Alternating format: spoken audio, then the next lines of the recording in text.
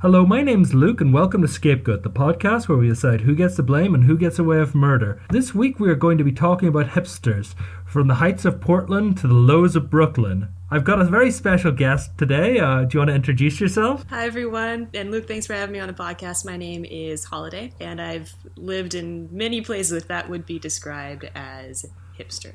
Okay, I got a Holiday on because she's a bit of a specialist in this subject. Do you want to give off your academically looking at hipster credentials? So in Portland, I was there for college. I was learning about anthropology and sociology, and my multiple papers I did, including my thesis, were on the kind of the intersection between food and culture, specifically hipster culture in Portland. So I spent about 4 years looking at it. So we have got an academic powerhouse here to help us today. No. Okay. The thing is that when we're going to be addressing hipsters, we're going to first talk about a bit about the history of it, because many people might have heard of hep cats and cool dudes from back in the day and think, are those really hipsters? So we're going to start off with that. Then we're going to talk about modern hipsters, and then we're going to even try and define hipster, which is a lot harder than you might actually think. Yeah, really hard. As I was going through my research, I realized that it was just those years before and now really difficult to define exactly what a hipster is.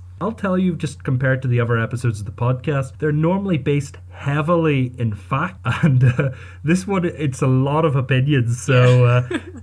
It really is. We'll move into the history of hipsters. Hipsters, or hep cats, I actually think hep cats would be a far better name if we called people hep cats now. Like, I think people don't want to be called hipsters, but if you said, hey, hepcat, they'd be like, I'll roll with that. They started to emerge in the 1930s and 50s. It was just like a slang reference to people who were really into jazz, like particularly bebop, in the USA.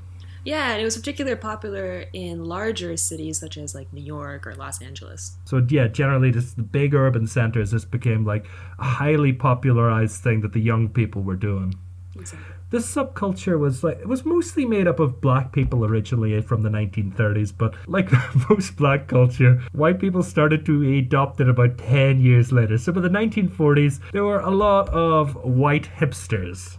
I also have to say, in my research, I came across this really funny book for like 25 cents of, hepcat jive slang, particularly marketed towards like a really white couple. They also adopted a style, obviously adopting, black culture, a style of jazz musicians, which went from everything from fashion sense, really even to using drugs. Yeah, it was kind of this whole encompassing thing. Yeah, I mean, the hipster fashion was like a lot less buttoned up than formal fashion, with men's having like a jaunty style.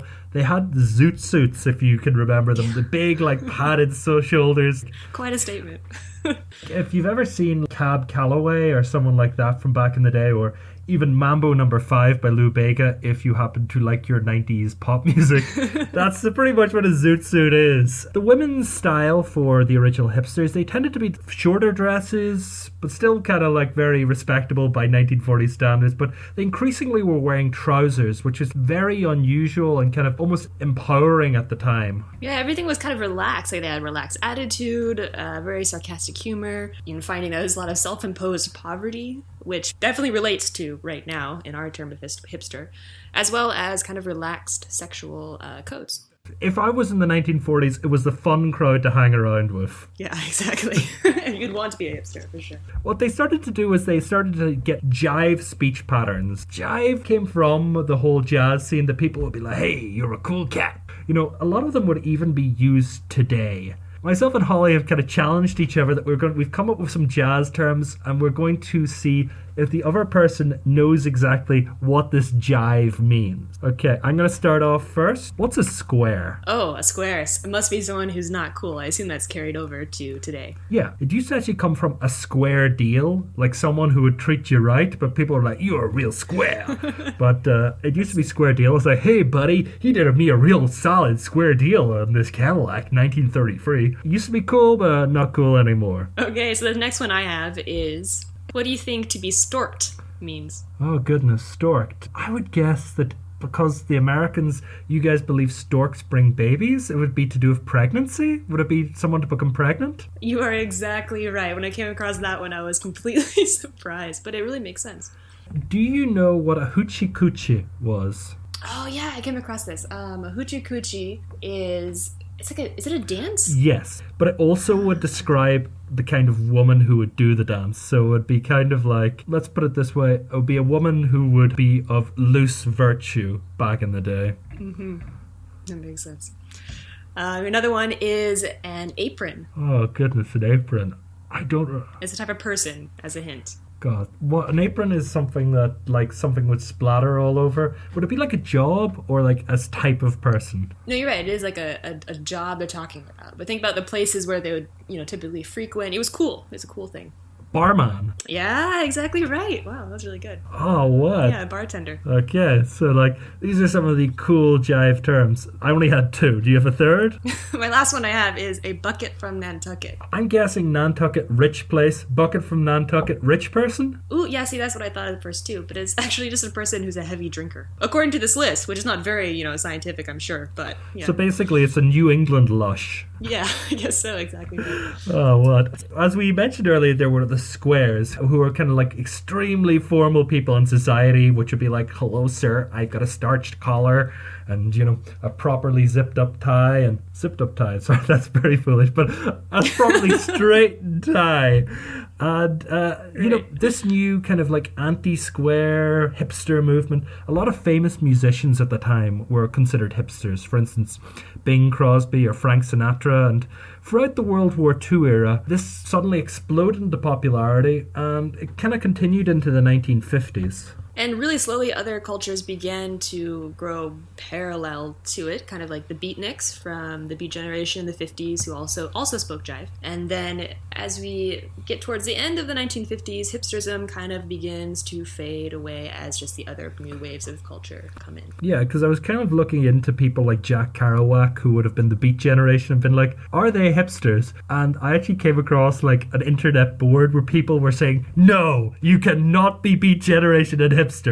I was looking at them like, they both speak jive, and they're like, that is not an argument. So do not call Jack Kerouac a hipster if he is somehow reanimated and asks you what subculture he belongs to.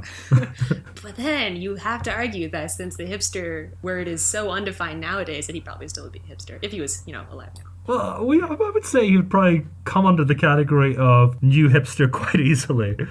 Yeah, most people, a lot of people do. Many of the children during this period of hipsterism, they actually became to be known as the hip kids. And they went on to create a new wave of counterculture, for instance, beatniks, hippies. And hippie is actually derived from the same word as hipster, which is just hip, which is like a 1903 jazz term, just meaning like, cool. I didn't know that before researching this. That's an interesting fact. There was actually a character, do you know Jim Henson? He did the Muppet Show and Sesame Street. Yeah. Well, originally his TV program, which Kermit the Frog was on, was called Sam and Friends. And they had a character called Harry the Hipster. Oh, no. And he was like this just like frog-looking guy who had these like just this cigarette coming out of his mouth and these like big round glasses. And he didn't speak hipster, he spoke beatnik, but he's like, cool. See, again, the confusion, like, are beatniks hipsters or not? Yeah, I mean, I think if beatniks arrived today, they would certainly be hipsters. I've put it this way, that the beatniks are certainly modern hipsters, but not all modern hipsters are certainly beatniks. Yeah, that's a really good way of putting it.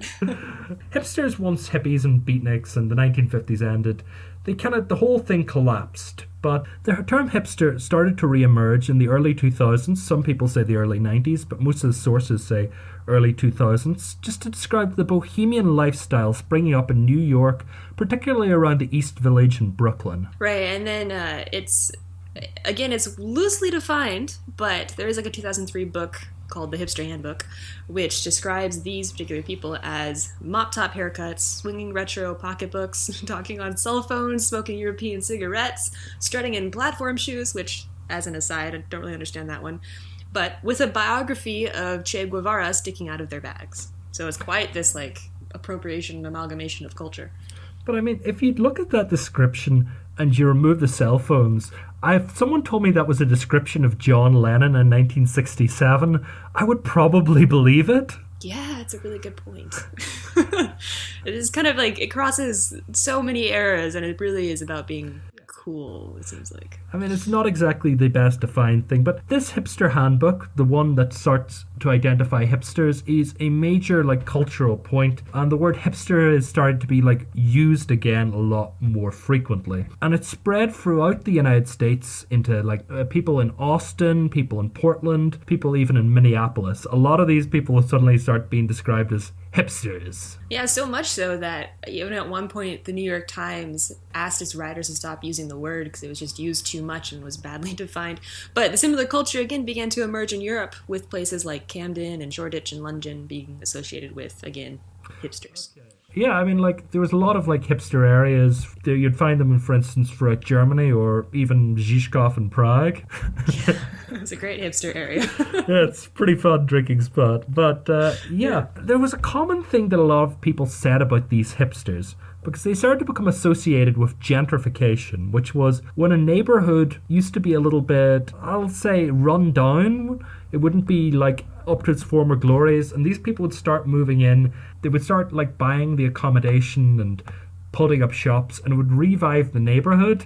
But a lot of locals wouldn't like it because it meant the rent price went up and they couldn't afford to live where their ancestors had lived for the last 100 years. Yeah, I'm actually living right now. The new place we moved to, which is Durham in North Carolina, has quite the it's kind of like how Portland was 5-10 years ago, and that is going directly through this gentrification, hipsterizing process, if you will. Exactly the same thing. Okay. So since you were in Portland and now you're in North Carolina, can you tell us where the next hipster scene will be? Just to give some of our listeners just a shout out to go slightly ahead. Well, I think they're labeling the new upcoming hipster cities, if you will, as just the new upcoming cities in America anyways. So that would be places like Pittsburgh or Philadelphia, things that used to be kind of run down in the former, or the Rust Belt of America, that are now gaining like this renaissance of, again, gentrification, cool farm-to-table restaurants opening up, locals who want to be slightly counterculture and love coffee, etc. What I was reading was that it's going to be Detroit, because they've got like a really flourishing art scene at the minute. Right, no, exactly. Yeah, places like up there in the US. The next thing that really happened was throughout the late 2000s and early 2010s, there has been a whole spate of articles saying, now hipsters are dead. Now we've called it hipsters are dead. And it goes back to about a 2007 article, and you'll find one each year that Vice tends to release one each year. BuzzFeed releases one each year. That it's just like, hipsters are dead. I know we said it last year, but hipsters are dead. Guardian said it, and then you'll see the next week an article saying, hipsters are taking over Shoreditch, but then it'll be like, you said they were dead last week. Yeah, and I come across this a lot, that the new term is really, I don't know, Fohemian. Have you heard that? I haven't, but yeah, what would you explain what Fohemian means? I mean, honestly, it really seems to me basically a hipster, but, people living a bohemian lifestyle when they aren't poor, pretending to be living that, like, free-spirited bohemian lifestyle when they really have a nice tech job at, like, Google. What some people would call tourists. Yeah, I guess so, yeah. Tourists or posers. Well, we're going to move on to the definition of hipsters, because a lot of people say, well, you've talked around hipsters, where they come from.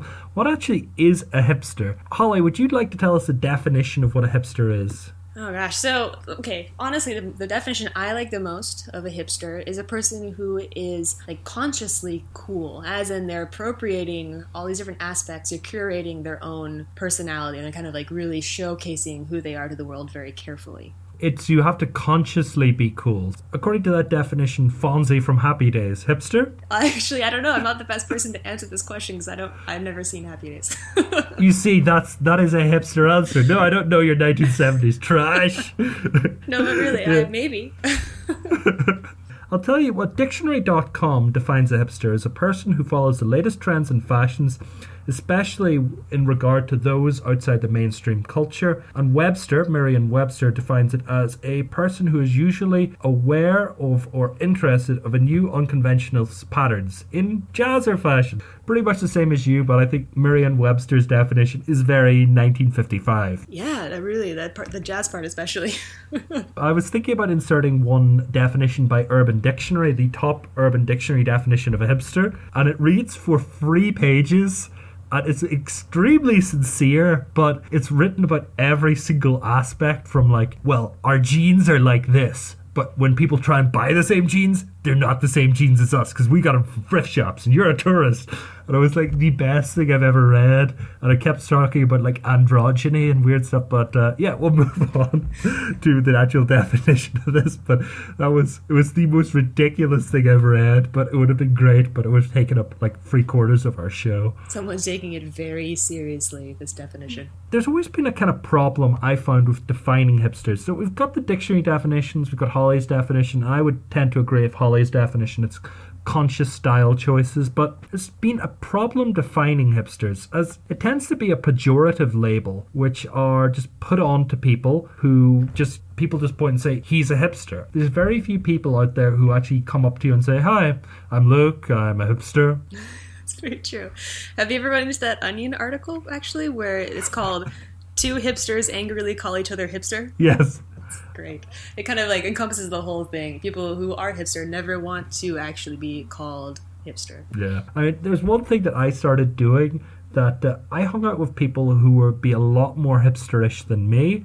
And because they would always deny being a hipster, I just started owning it, although I'm not really one. I started saying, oh yeah, I'm king of the hipsters. I'm really hipster, man. And, you know, the second that they didn't want the identity, but they certainly did not want to let me have the identity. So a lot of people kind of got very hurt feelings by telling me, no, Luke, you're definitely not a hipster. I was like, oh, no, trust me, like, none of you guys are hipsters. You wouldn't know what a hipster is. So it's like, look, we know you're not a hipster. I think that's a good strategy, because people really call themselves out as hipster in the end. They'll be like, okay, I don't want to out myself, but you're not. But I clearly know what it is, because I am one, yes. There are, let's say, a number of things which tend to be associated with being a hipster. It's normally about fashion, but, you know, as we said earlier, are certain individuals that you could think they're cool, they're consciously cool, but you wouldn't quite say they're hipster. Like, for instance, Taylor Swift is consciously cool. Would you say she's a hipster? Yeah, that's a good question. No, I wouldn't say she's a hipster. She doesn't. I mean, once in a while she embodies style that is generally associated with hipsters, but she's not doesn't encompass as many, or doesn't check off as many boxes, I guess. I think she's a trendy nerd, honestly. That's a good way to put it. So these are 10 things that are associated with being hipsters, and we're going to go through this and we're going to say which of these we each have, and if they're a fair thing to judge people by. Since this is an audio podcast, I have to tell you, Holiday is looking at me aghast. She has just seen this list and she's like, this is a setup. I do tend to encompass a lot of these things, and yeah, it's maybe a little embarrassing or not. I don't know. Maybe I should own my hipsterness at this point. And then I'll start denying it. Exactly.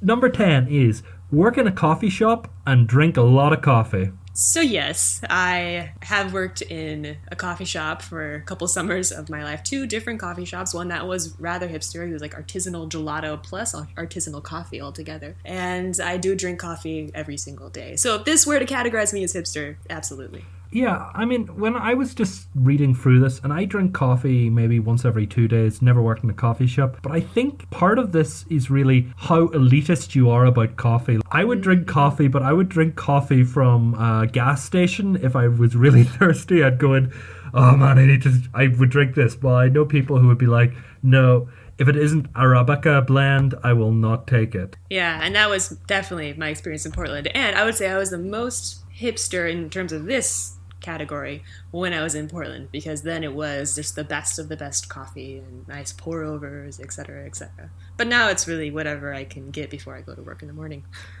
So the next one is they live in a hip-centric towns. For instance, Brooklyn, Minneapolis, Austin, Portland, Oma, Northern Ireland, all hipster centrals. All equally hip. Let's scratch that last one. To live in one of these hip-centric towns. And yeah, again, I've lived in Portland for 5 years, and I lived in a very hipster neighborhood of Prague for a couple years. And now I live in up-and-coming hipster city in Durham. Just tons of hipster everywhere. I've lived, if we're counting the hipster neighborhood of Prague, I have certainly lived there myself. I think that's a check mark for both of us at this stage. Yeah, exactly. It's good. Good. I'm glad you have one. The next one is you've got a strong interest in handmade, independent, or craft things. Well, yes, I suppose. I do enjoy, if I want to have, for example, art on my walls, I'd rather it be either handmade, independent, or craft than a mass-produced thing, generally. But I don't know. I guess that is a good way to describe a hipster.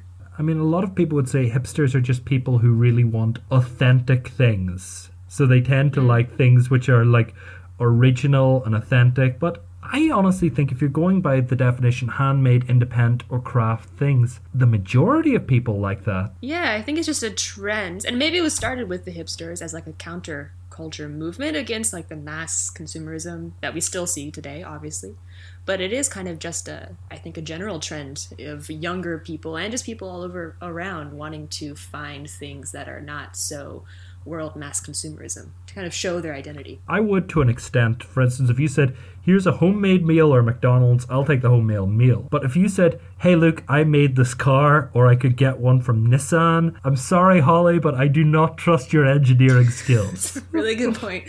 Only certain things are quote unquote better with their handmadeness. Some things you really just want to trust to well established rules and principles. So I'd say we both get a tick for that, right? Yeah, I would agree. That you collect records and are into obscure music. Records could either be CDs or vinyl, but vinyl for the bonus point. Yeah, I mean, really, do people collect CDs? I don't think you can yet. I don't think that's cool to do yet. Is it cool to collect like cassette tapes from back in the day? That's a good question. Because I still think that's pretty crap.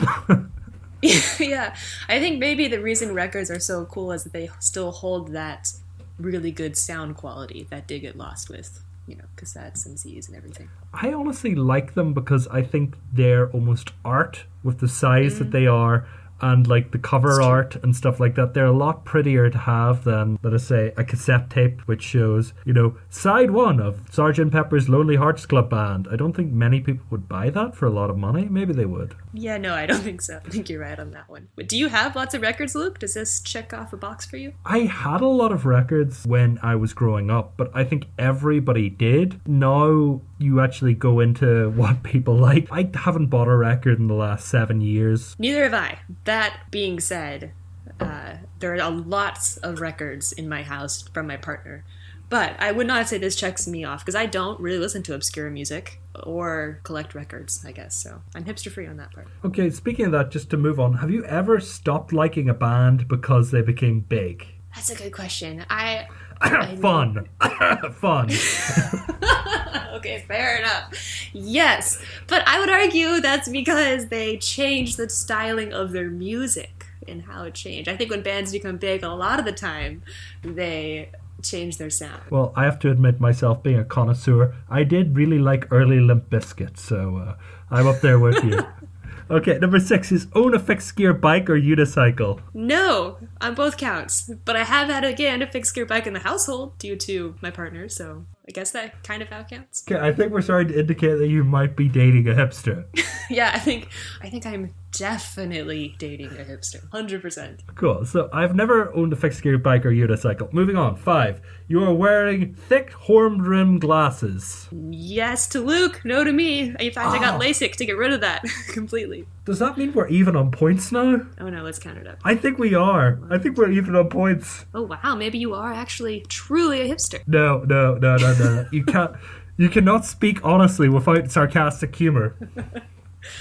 Well, I can definitely speak honestly without a sarcastic. Well, okay, sometimes. Yeah, I have a hard time, maybe, not being sarcastic, but I don't only talk that way, so that's good. I think when you're looking at that to define people, I would say when people normally think of hipster, it's like you can never be honest. So every conversation that you have lacks sincerity. Oh, right. Well, then... Because it wasn't like, I was like, when I contacted you before the Skype call, I was like, and how are you living? You're like, it's bliss, or whatever, if you're having a bad time.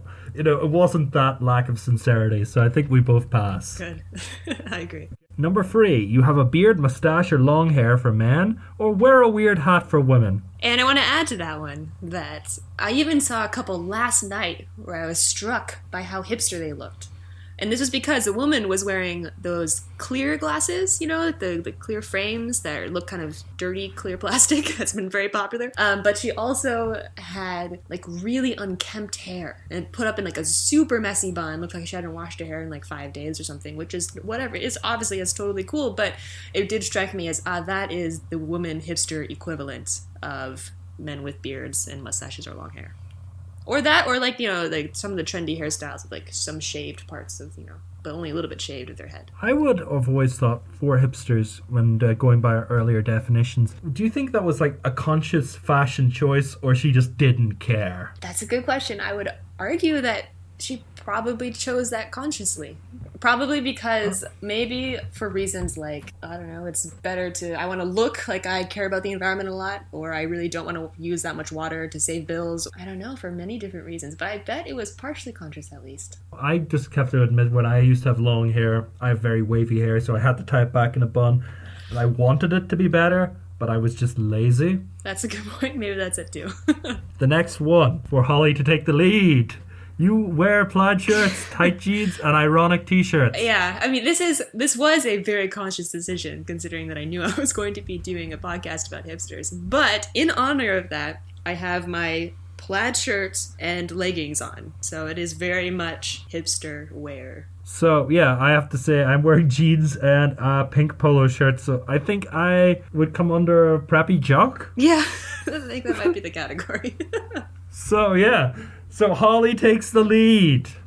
Okay, and finally, last one. The most defining characteristic of a hipster is you hate the mainstream. And I don't know my answer to this one. What is the mainstream, I guess, is my question. Holly, do you like Taylor Swift? Oh, well, see, yeah, I do. I do like some music of Taylor Swift. Do you own a television? No, don't own a television. Do you watch modern television? Yes, I do, on Netflix. Child of my era. Is it just like Portlandia, or would you watch Big Bang Theory?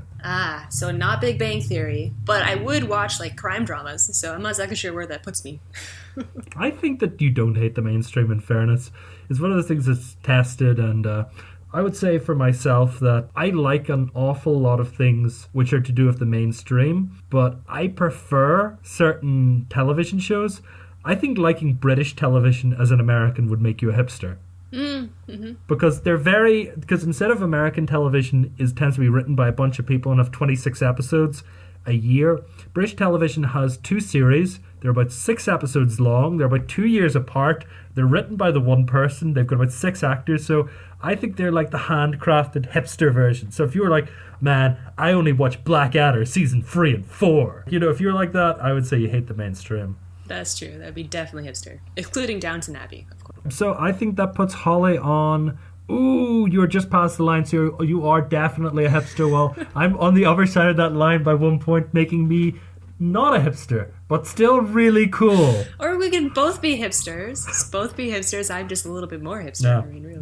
No. This is an all or nothing contest. I give you all the accusations I've ever had of being... Yeah, there we go. Except I'm just a little bit cooler than you. It's a harsh truth, but it is. Okay, but in seriousness, other things associated with hipsters are having a liberal arts degree, living off their parents' money, gentrifying areas of the city, disliking things they used to like to when they become popular. So these are all hipster trends. And maybe if I had inserted those, Holly wouldn't have lost our contest. Let's put it this way. I'm a bit of a biased host. So now we've kind of talked about a lot of definitions of hipsters. Holly, could you tell us some of your Portland experiences? Yeah, well, I mean, it was definitely... I was there before it got expensive, and more mainstream, quite honestly. So other people are tourists. Exactly.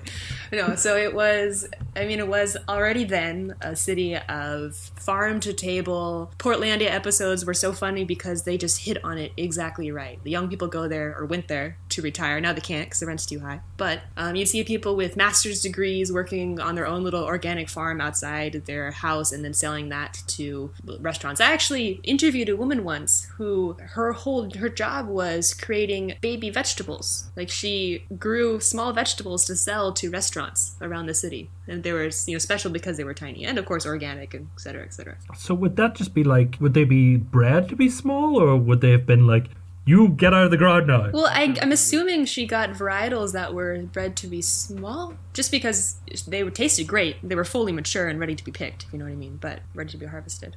But yeah, things like that. Or I did my thesis. Again, I did a lot of papers on food and culture and hipsterdom, if you will. But my thesis was on artisanal butchery, which was a huge thing. I think a lot of people associated, back in the day anyways, hipsters and Portland with vegan and vegetarian food culture, which was true. There was tons of that. But there was also a huge rise in artisanal butchery of basically urbanite city people, hipsters, if you will, learning to take down like a side of a hog and break it into different parts and store it in their freezer. So, which actually is a pretty cool culture part of hipsterness, is kind of the return to the land in some ways, even if it is quite commodified. Would you say that's hipster culture, or more just like Portland being a very rural, original city, like kind of very frontier, maybe? Yeah, maybe it's a mixture. That's a good point. I would say it is probably both. I think in some ways, people were consciously appropriating that. They wanted to be cool, which again, that was part of the crux of my thesis as an undergrad, is that they were kind of appropriating this. It was still like richer people who were, again, maybe espousing the bohemian lifestyle. But at the same time, Portland was the perfect place to start that movement because it was so closely located to farms, great farms, like right outside the city limits. But I think it's happened in other cities as well. Maybe not strictly artisanal butchery classes, but again, that whole resurgence of, it's cool to eat different parts of the animal that was, taboo in the US for the longest time, or it's cool to be doing, local ingredients, etc. Yeah, I mean, I would say that for a lot of I think a lot of it's to do with resurgent culture. So I would say maybe hipsters from somewhere like Brooklyn, they probably wouldn't have as much artisanal food because they're in New York, but they might bring back something that they used to have, like shoeshine boys from back in the day. Hipsters being shoeshine boys. That could be awesome. That'd be pretty great, actually. What was the weirdest thing you saw in Portland? Because I'm sure going by the time that you're in Portland, there could have been some freaky things going on that a lot of squares wouldn't put up with. Did you ever see people with like weird animals or anything like that? Weird pets? Oh yeah, I mean, definitely you'd have like the person who was like walking his pet rat, which was strange. I don't know what else. I mean, there's a tiny bike movement in Portland where they chain all these tiny bikes, like for children, to a statue is actually made for them in the corner of where Powell's, the largest independent bookstore in America, is. Of course, because it's Portland. And they would all ride their tiny bikes down the street once a week. It was like a thing everyone gathered for. Almost like the parade at Disneyland, but for hipsters? Yeah, but it was for hipsters. Exactly right. A lot more cigarettes and beer. Okay. Did you know anyone who owned a unicycle? Admit it. I have definitely seen people, especially on my campus, they had unicycles, but I've not personally known them. So, but it's been around. You saw people on unicycles in Portland, too. It's good to know. But we're going to move in because we've been using hipster like it's a definite thing. So, Holly, do you think hipsters actually exist? Because, again, it's a pejorative term people are describing people. Do you think that hipsters are real? I do. Yeah, sure, hipsters are real, but I think that it's not real in terms of like a strictly defined category. But if you're talking about, in the pejorative sense, if you're talking about anyone who falsely puts on airs in terms of like, oh, I really like this nerd aspect, and I really like this purposely uncool looking clothing, and I really like, being close to the environment and helping the world, but I also drink my $5 coffee, which does terrible things to the environment all the time, then yeah, sure, hipsters exist. But that's too broad. Again, it's just too broad. And people can easily incorporate parts of being a hipster, but not be hipster in other ways, which is why so many people say, well, I'm not a hipster. This person does this, this person does this. I don't do that. Well, my whole problem with hipsterism, and this is what I had problem with during the research, is it seems to be like, do you know, I think it was called the Volstead Act in the United States. Actually, no, that was to do with alcohol, but it came out at the same time that it was the act which was banning pornography. And in the Supreme Court, they came out and they made the statement that, like, what's the difference between art and pornography? And the Supreme Court justice said, I can't tell you what it is, but I can tell you when I see it. And I think that's almost kind of the way for hipsters, because exactly so. You could see someone with a lot of hipster traits, and they might not just be hipsters, because your descriptions of hipsters, they could just be like a nerd who's rich and really into ecology, you know? Yeah, it's true. That's a good point. I think that you have to add the conscious cool element, but it gets really... That's why I kind of find hipsters so hard to describe, because there wasn't like a first hipster and people follow him. It's just like other people seem to point to people and say they're hipsters. And as you say, the New York Times reached such a kind of place that they said hipster is overused. Okay, Holly, are my glasses hipster? Yeah, by the definitions, of course. Okay, so I take them off and I put on this, because they're a new pair of glasses, right? Ah, okay. So if I was to put on, and here's my props, I know props on a podcast is a bad idea, but if I put on these very fashionable glasses, Oh, yes. Are these hipsters? I mean, yeah, I would argue they're even more hipster. Because they're very ugly looking glasses. So I Yeah, had exactly nice so. glasses and I put them on, so they're even more hipster. Okay, let's say I'm too cool to wear glasses, so I'm going to go around without any glasses now. Hipster? Well, then you know, if you were, I guess if you're too cool and somehow appropriating that, then yes, but no. I mean, without the glasses, you just look less hipster. You see, that's my kind of problem, is that if you want to use the term hipster, you'll be like, hey, you think you're so cool with your new glasses, you big hipster. Oh, hey, look at you with your antique old glasses, you hipster. Oh, hey, you're too cool to wear glasses, you hipster. It's like, what way do you dodge that accusation? Right, no, you can't. That's the, maybe in some ways the beauty of the term. It's just like a use-all. You can, for anything you dislike, pretty much. So you think there definitely are hipsters? Yes, I do. But again, I say that with knowing that I can't tie down and make into a certain simple category. So maybe it's useless. I would agree with you, but I just find it just a little bit hard. Yeah, it's frustrating. Do you think a lot of people who hate hipsters, do you think the hatred is a fair hatred? No, I think they just care about, I think people who really hate it care about it a little bit too much. I think, just going by the joke you said earlier, two hipsters yelling at each other that the other one's a hipster. Mm-hmm. I think the most people who call other people hipsters are... In fact, hipsters. Yeah, exactly so. Because I had friends in London and they were, they formed a blog and they were like anti-hipster. Like they would follow and take pictures and be like, hey, hipster watch. And I was like, you guys are the biggest hipsters of all time. Oh, no, we're not. It's like only someone who's extremely hipster would probably do that. Yeah, it's interesting. I don't know the history, but I wonder if there's been other fashion / social, groups of people that have, in this same way, tried to say they're not what they are so many times in such a vigorous volume. I don't know. Most of our fashion, that's the kind of weird thing, that most of our fashion choices are decided. Like, when I was growing up, I was a rocker, so I grew out long hair because I liked rock music. And if someone asked me, are you a rocker? I would say, I am a rocker. Mm-hmm. The people younger than me would have these, like, side partings going across their face, and they would say, hey, I'm emo, because I'm really emotional like this. I'm emo. Like, before that, you'd have people who'd be into disco and they dress up. That's what I find so confusing about hipsters, is that...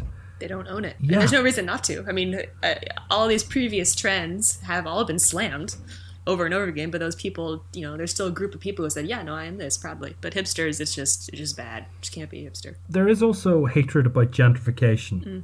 Yeah, and that's very real. That's definitely a struggle that many cities deal with, and many residents of those cities, and that is pushed by the hipster culture. So that's a real thing for sure. Gentrification, honestly, I think it's not the worst thing depending on the area. I joked earlier about my hometown being, hipster haven, but the weird thing about it is that it's a town which has kind of got very locally deprived recently, and there's no real cultural scene, and because it's free, a lot of the old downtown area is now charity shops, so it's kind of a bit sad, and like people would hate it if a bunch of like cool people started moving in and building stuff, but it would be bad for people who want to continue living there, but I think it would be great for the economy. It's true. I mean, these cities, that's a good point, these cities that have experienced gentrification, from what I understand, again, not having fully researched this subject, but it seems like they really do experience kind of a resurgence in the overall economic prosperity of the city. That is a good thing to consider as well. Moving forward, is it fair for other people to label people? Is it fair to point at someone and say if they're a hipster? And is it discriminatory? If they say I'm not a hipster, should you leave it alone? Boy, that's a big question. Because are labels always fair? Absolutely not. But do humans just have a tendency to label things? It makes us easier for us to process the world? Yeah, we do. So I think labels are sometimes dangerous, but like anything, they can be good or bad. And it's like a tool that we humans use in both good and bad ways, I guess. I think the easiest way to solve this entire situation is, I think hipsters don't like the term hipster. I think they don't like it. I wish that if the people who were part of it had defining labels. So if they just suddenly started saying, no, what we're actually into is we're kind of like an independence movement, that we're into independent things, independent sources, just call us indie kids. Yeah, that's true. If they had their own label, then it would be a totally different situation. I think if you started doing that, other people around you would be like, that's such a hipster thing to do. That's true. You're like stuck. You can't get out of it. I think it's like, the Scarlet Letter. Once you get it, you just can't get it off. It's true. You're stuck as a hipster for life. Because even people who are dressing, do you know normcore? You heard of that term? Right. Even the people who are dressing like that are still like, could still easily be called hipster, and they're trying to appropriate boring clothing and like being back in the 90s, but it's difficult. There are just certain people that they'll be called hipsters no matter what. Like, I could go out and I could wear a full tweed suit, buttoned up and all this sort of stuff, and people would just say, look, he's an Irish dude, that's weird. Like, if that, he's dressing weirdly, but he's a foreigner. And people at my hometown would just probably look at me and say, hey, that guy's just acting like a weirdo. But I'm pretty sure that if you had someone, for instance, your partner, who will remain unnamed, if he was to go out wearing a full tweed suit, wearing the exact same thing, people would be like, you absolute poser. Yeah, that's true. I mean, it just depends, on like what kind of appropriation are you doing? So, no, I'm saying, you'd probably be called a hipster. And our last question is, if hipsters exist, are they bad for society? I'm interested to hear your take on this, Luke, because I would say my gut reaction is no. I mean, I think that some of the things they're pushing in terms of locally sourced food, going back to kind of organic, handmade, locally produced everything, is a good movement for, it's kind of like what do they call it, a social economy, I think? An economy that, tries to do good. The good is part of what you're paying for, which has its problems, but is a better step forward than what we've been seeing. I think there's certain aspects of hipsters which are just a fashion choice. I think that if you take all the way that they dress and their bikes, and even speaking sarcastically, Generation X did that. And you can see The Simpsons parodying that 20 years ago. Like, that was common enough. But the thing that I think is the main thing for hipsters is how, like, they want authentic things. They want handmade things. They want independent things.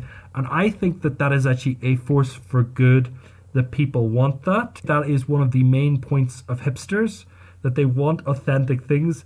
And I think that's partly why there's a kind of like a mainstream cultural backlash to that, because they're like, hey, you're not going to read the New York Times because you want to reject your own locally produced pamphlet read by 500 people in your local area with news according to you, rather than hearing like, mass-produced stuff. So mass-produced stuff has a reason to start hating on them. I mean, that's a really good point. They have the media against them in some ways. Yeah, but I mean, that's partly kind of why. I think it's also partly because they're millennials. Yeah, that's true, which is also another term that's just bandied around way too much. But it is, I agree that strive for local authenticity, while sometimes may be hard to find, and maybe they're not really finding it but think they are, it's still, again, a good step, a good force. Yeah, I mean, it was one of those things that you mentioned earlier, but a lot of people who are termed hipsters aren't the stereotype that they're living off their parents' money. A lot of them are like Silicon Valley types who are trendy, or like just up-and-coming young couples.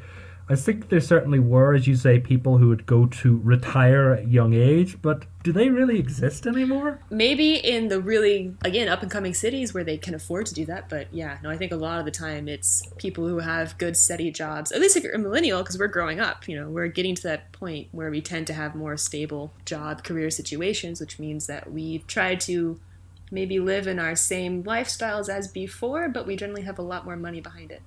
Well, thank you very much.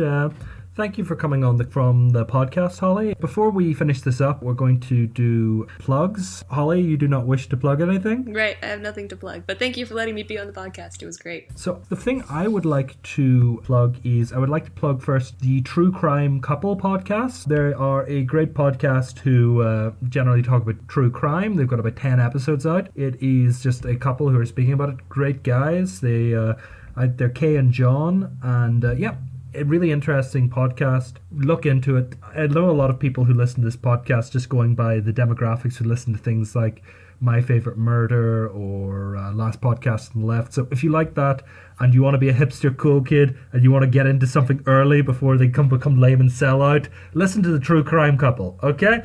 As for this is Scapegoat. I'm Luke. Listen to our other podcasts. Like, rate, subscribe if that's possible for you. Okay, and chill out, guys, and I'll talk to you later. Bye-bye. Bye.